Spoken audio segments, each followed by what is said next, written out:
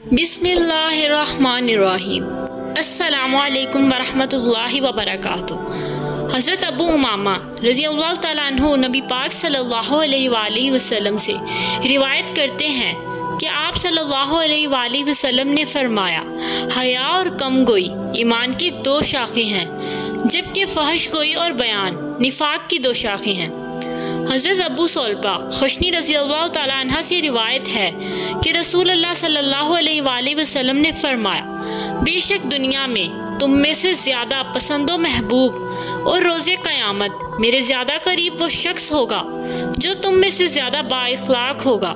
और तुम में से दुनिया में मुझे सबसे ज़्यादा नापसंद और रोज़े क़यामत मुझसे सबसे ज़्यादा दूर वो शख्स होगा जो तुम में से बदइख़लाक़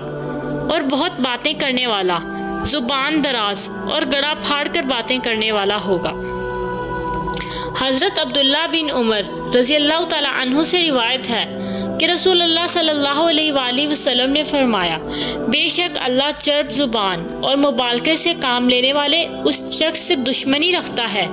जो ज़ुबान की कमाई खाता है, जैसा कि गाय ज़ुबान से चारा खाती है।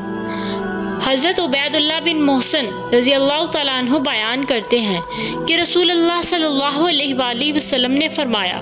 तुम में से जो शख्स इस हाल में सुबह कर ले कि उसे अपने अहलो अयाल के मुतल्लिक कोई ख़तरा ना हो और वह तंदुरुस्त हो और उसके पास एक दिन का खाना मौजूद हो, तो गोया उसके लिए तमाम इतराफ़ से दुनिया जमा कर दी गई।